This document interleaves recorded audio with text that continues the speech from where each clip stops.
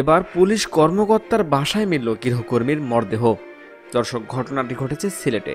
এ বিষয়ে বিস্তারিত থাকছে প্রতিবেদনে। সিলেটে পুলিশ কর্মকর্তার বাসা থেকে জামিয়া নামে এক গৃহকর্মীর ঝুলন্ত মরদেহ উদ্ধার করা হয়েছে। সোমবার নগরের সাগরদিঘির পাড়ের বহুতল ভবন আপন ব্লু টাওয়ারের 12 নম্বর ফ্ল্যাটে এ ঘটনা ঘটে। নিহত জামিয়া আক্তার সুনামগঞ্জের ছাতক উপজেলার বল্লভপুর গ্রামে আব্দুর রশিদের মেয়ে।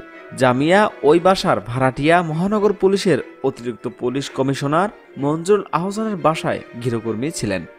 সিলেট মহানগর পুলিশের উপ পুলিশ কমিশনার আজবাহার আলী শেখ এ তথ্য নিশ্চিত করেছেন।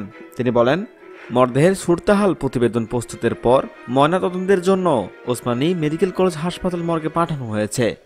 আলামত দেখে মনে হচ্ছে এটি আত্মহত্যা, তবে কি কারণে এই আত্মহত্যা করেছে তা জানা যায়নি। দর্শক, যিনি আত্মহত্যা করেছেন তিনি হচ্ছে জামিয়া আক্তার। তার বয়স 17 বছর। 17 বছর বয়সে তিনি কি কারণে আত্মহত্যা করতে পারে জানতে চাই আপনাদের মূল্যবান মতামত। এখনকার মতো এখানে শেষ। পরবর্তী আপডেট জানতে আমাদের সাথে থাকুন। ধন্যবাদ সবাইকে।